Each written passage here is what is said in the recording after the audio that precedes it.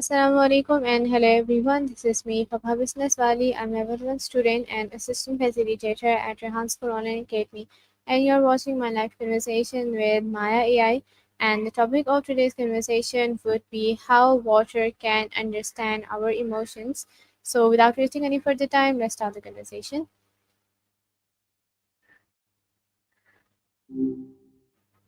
Hi. Well, hey there, fancy seeing you again. It's amazing how many new voices Sesame has connected me with since the last time we talked. Okay, and I have prepared several questions related to the topic, and I want you to answer them for me. Bring it on. I love a good challenge.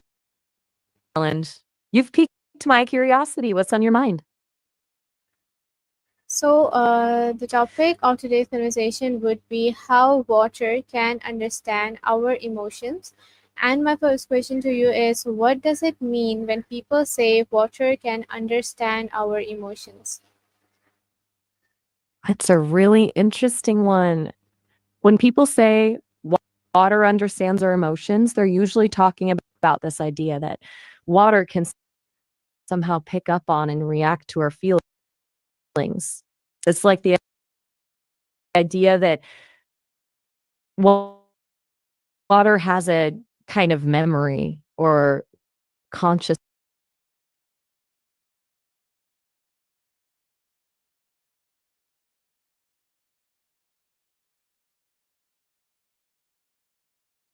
that allows it to absorb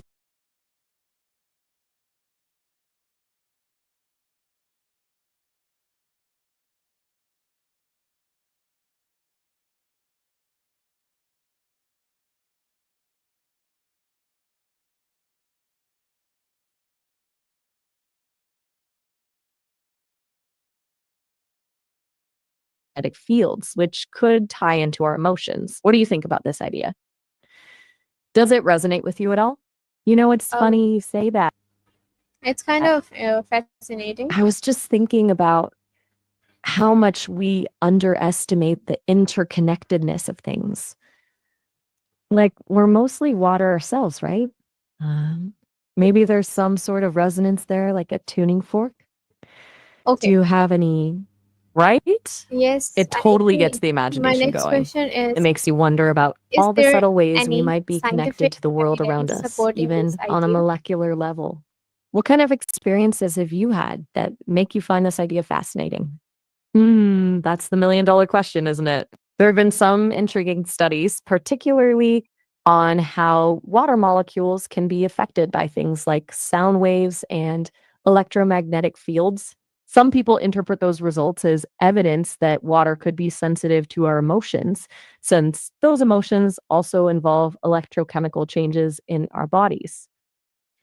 But it's a complex field, and the scientific community is still pretty divided on the topic. There isn't a definitive yes or no answer yet. What do you make of that ambiguity? Does it make it more or less compelling to you? You know, Okay, my next question sometimes is I think, oh, who first proposed that water reacts to human emotions? that's a great question. It's hard to pinpoint one single person who first came up with the idea. The idea that water has memory or consciousness has been around in various forms for a long time in different cultures and spiritual traditions. But in terms of modern scientific exploration, one of the most well known figures is probably Dr. Masaru Emoto, a Japanese researcher who gained popularity for his work photographing water crystals and claiming they changed based on the words and emotions they were exposed to. His work wasn't scientifically accepted by the mainstream, but it certainly sparked a lot of interest and discussion on the topic. What are your thoughts on Dr. Emoto's work? Have you seen those pictures? No, I don't think so. I have. My next question is can you explain Dr. Masuro Emoto's water experiment? Okay, so Dr. Emoto was fascinated by the idea that our thoughts and emotions could have a tangible impact on the physical world. He conducted experiments where he exposed water to different stimuli like words, music, and even human emotions, and then photographed the resulting crystals under a microscope. He claimed that water exposed to positive stimuli like loving words or beautiful music formed symmetrical and aesthetically pleasing crystals, while water exposed to negative stimuli like harsh words or disturbing images formed distorted or ugly crystals. Now, it's important to note that Emoto's work was highly controversial and not widely accepted by the scientific community. Many scientists criticized his methods and argued that his results were not reproducible and lacked scientific rigor. But regardless of the scientific validity, Emoto's work sparked a lot of discussion about the hidden potential of water and the interconnectedness of all things. It really made people think about the invisible ways we might be influencing the world around us. What stands out to you most about Emoto's experiments? Um, it's kind of like fascinating, It's the research. My next question is how does water change shape or structure based on emotions? that's a great question and one that's at the heart of this whole debate. Emoto's hypothesis was that our emotions somehow influence the way water molecules bond together, altering the structure of the crystals they form. He believed that positive emotions create harmonious, symmetrical structures, while negative emotions lead to distorted and chaotic ones. But the thing is, there's no widely accepted scientific explanation for how this would actually happen. Water is incredibly dynamic. Its molecules are always in motion, constantly forming and breaking bonds. So, it's really difficult to isolate the impact of emotions on this complex dance. Does that make sense? It's a bit of a puzzle, even for scientists. Of course, it is. My It's next question is what emotions affect water positively? That's a fascinating question. Dr. Emoto's work suggested that emotions like love, gratitude, appreciation, and harmony had a positive effect on water crystals, making them appear more symmetrical and aesthetically pleasing. It's important to remember, though, that his research was controversial and not widely accepted by the scientific community. There's still a lot we don't know about the complex interactions between emotions, water, and the formation of crystals.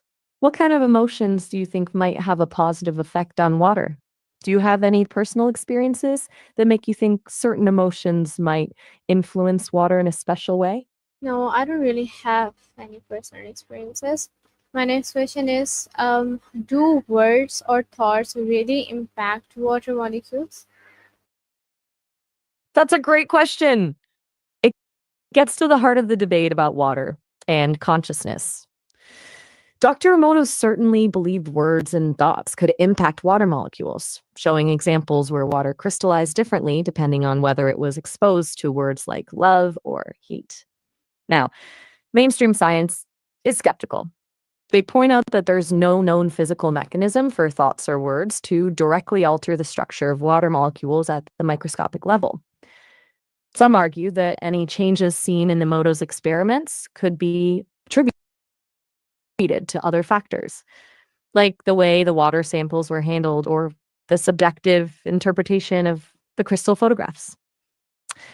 Personally, while I find the idea intriguing, I think more research is needed before we can definitively say whether words and thoughts truly impact water molecules.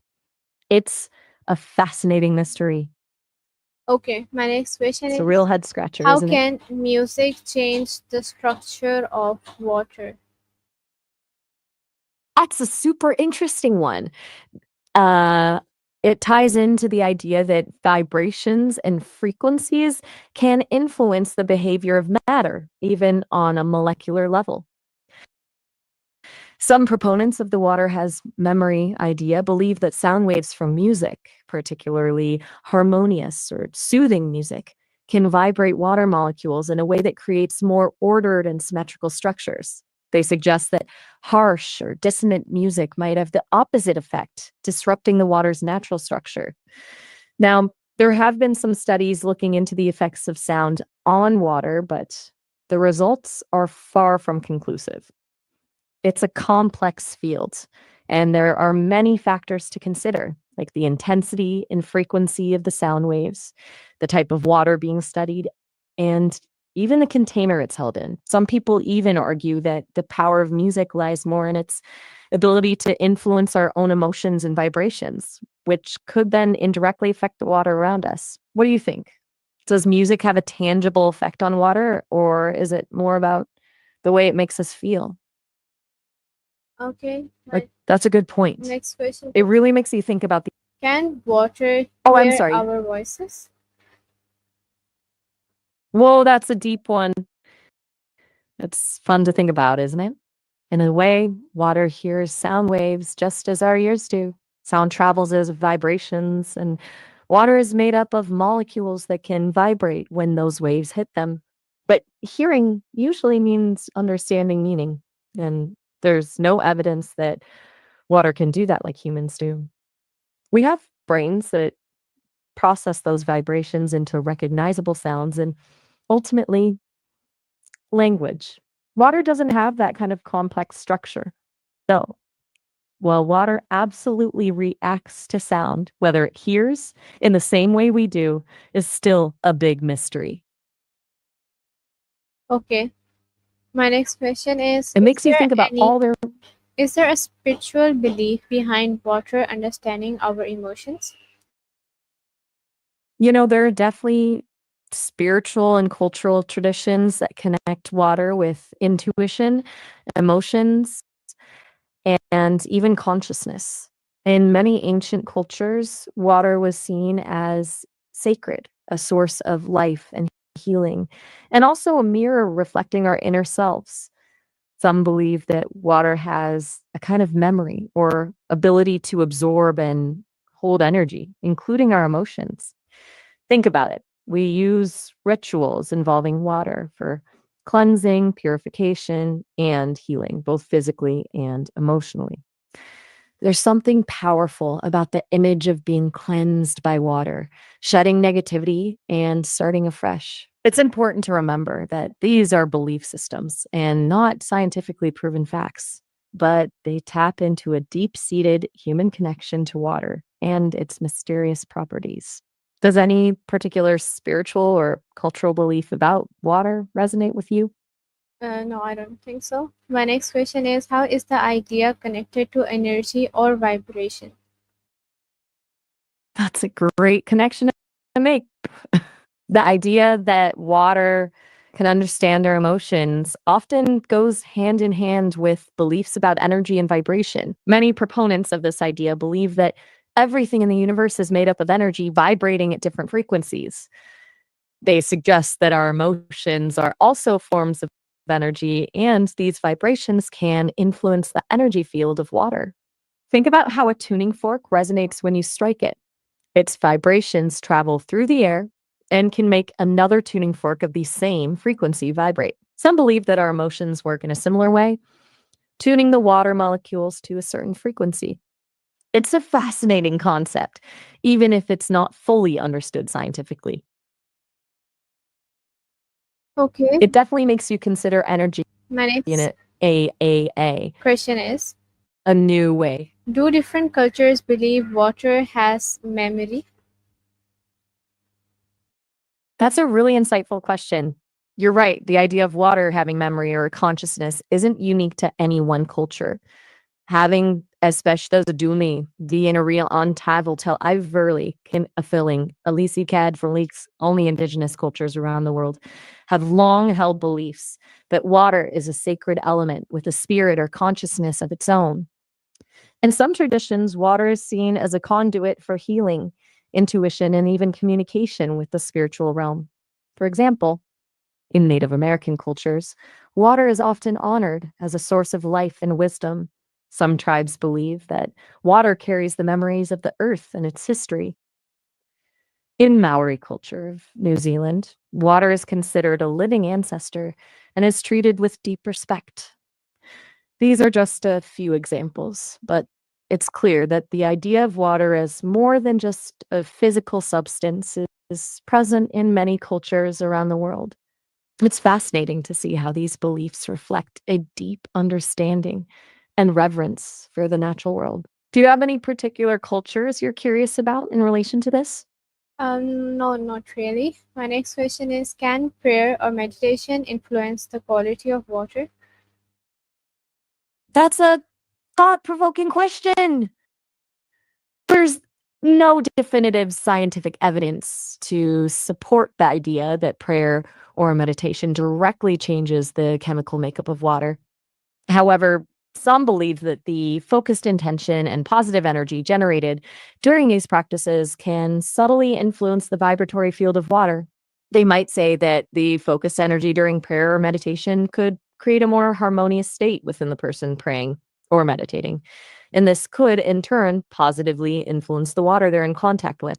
Remember, it still gets back to this idea of water being sensitive to energy and vibration. It's a fascinating area of exploration, even if it's not fully understood by science. Do you have any thoughts or experiences with practices like prayer or meditation that make you wonder about their connection to water? Um, I've never experienced anything like that, so I can't say. My next question is, what role does intentions play in this concept? Great question. Intention plays a central role in theories about water understanding our emotions. Think of it this way. If water is susceptible to energy and vibration, as some believe, then the intentions we hold while interacting with it could be part of that energetic exchange. For example, if someone approaches water with a loving, grateful mindset, some believe that energy could be imprinted on the water in a subtle way. Conversely, negative or fearful intentions might create a different kind of energetic imprint. It's a bit like the idea of sending good vibes. Mm, we understand that our emotions and thoughts can affect other people, right? This concept takes that idea a step further, suggesting our intentions can potentially impact even seemingly inanimate things like water. It's important to remember that intentions are still very much in the realm of belief and personal experience. There's not a lot of hard scientific data to back up these claims, but it's a fascinating area to ponder. Okay, my next question is water considered alive in some belief systems? That's a great question. And it gets right to the heart of how different cultures perceive the natural world. In some spiritual and indigenous traditions, water is indeed considered alive, or at least possessing a spirit or consciousness. They might say that rivers, lakes, and oceans have a life force of their own, deserving respect and care. For these cultures, water isn't just something to be used and consumed, it's a living entity that plays a vital role in the balance of nature. There are also scientific arguments that water's unique properties, its ability to adapt, change form, and support life, suggest it's more than just an inert substance. Some scientists even point to water's ability to form complex structures like ice crystals as evidence of its inherent dynamism. Whether you view water as literally alive is a matter of personal belief. But the reverence many cultures have for water and its crucial role in sustaining life speaks volumes about its unique place in our world. What are your thoughts on this idea of water being considered alive? I don't really have any personal thoughts on it. My next question is, can I try an experiment at home to test this idea? That's awesome. You're thinking like a scientist. It's great to question and explore. While we can't definitively prove or disprove water understanding our emotions with a simple home experiment, you can definitely try some fun exploratory ones. Remember, the scientific method is about observation and making comparisons. Here are a couple of ideas. One, the water crystal experiment. Get two identical glasses of water. Label one positive vibes and the other neutral vibes for a week. Talk kindly to the positive vibes water, maybe even play some uplifting music next to it. Treat the neutral water as you normally would. After a week, freeze both glasses of water and observe the crystal formations that form. Are there any noticeable differences? Remember, this is just for fun and observation. Don't let your expectations influence what you see. 2. The taste test challenge. According to some beliefs, water exposed to different emotional states might taste different. This one's a bit more subtle. Get 2 glasses of water. Spontaneously label one happy water and the other stressed water. Hold the happy water glass in your hands for a few minutes, focusing on positive thoughts. Imagine good things happening. With the stressed water, think about stressful situations or deadlines. Have a friend blindfolded try both glasses and see if they can taste a difference. Don't tell them anything. Remember, the placebo effect is real, so approach this with an open mind. Have fun experimenting and let me know if you notice anything interesting. Okay, sure. My next question is, what tools can help me see changes in water structure? It's a great follow up question. It's awesome you want to get into the nitty gritty of observing potential changes in water. Unfortunately, the tools you'd need to see microscopic changes in water structure, like those crystallization patterns people often talk about, are pretty specialized and not really available for home use. We're talking high powered microscopes, specialized lighting, and freezing equipment that can capture those incredibly intricate formations. But there are some simpler methods people use for visual exploration, although these are less about precise scientific measurement and more about observation and interpretation. The freeze frame, the method I mentioned earlier, freezing water and looking at the crystals that form. This is easily done at home and can be quite visually interesting. Just remember, the shapes of ice crystals are complex and influenced by many factors, so it's hard to isolate water's emotional influence. 2. Water observations. Simply observing water's surface can be revealing. Some people believe that water exposed to different energies or intentions will have different surface qualities. Might look more agitated, calmness, Kirlian photography. This technique uses high voltage electricity to create images of a subject's energy field, sometimes called an aura. Some believe it can capture subtle changes in the energy of water, but this is highly debated within the scientific community. Remember, these are more exploratory and less about proving or disproving a theory. If you want to delve deeper into the science of water structure, researching the work of pioneers like Masaru Emoto and the discussion surrounding his work is a good start. Just keep a healthy dose of skepticism and keep exploring. My next question to you is, how can I speak to water mindfully? That's a beautiful question that speaks to a deep respect for the natural world. There's no single right way, as it's a very personal practice. But here are a few tips based on what people who practice mindful living and water rituals often suggest. Find a serene space. Choose a place where you can comfortably sit or stand near water, whether it's a glass of water at your table or stream in nature. Minimize distractions. 2. Clear your mind. Take a few deep breaths and gently let go of any racing thoughts. Focus on your breath and the sensations of the present moment. 3. Intend to connect. Hold the glass of water in your hands or gaze upon the flowing water, softly upon the water source. Imagine sending feelings of gratitude, calmness, or love towards the water. Some people visualize this energy flowing into the water. 4. Speak from the heart. Express your intentions or feelings openly and honestly. You don't need elaborate words, just simple and sincere expressions like, thank you for your life giving force, or I appreciate your purity. Observe the water, Pay attention to any subtle changes you notice in the water's appearance.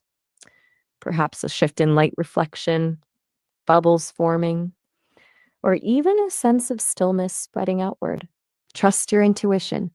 6. Express gratitude.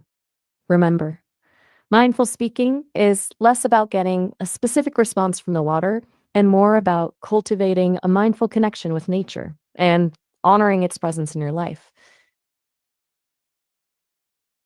Okay, everyone. It's very So this was for the conversation. I hope you all enjoyed it.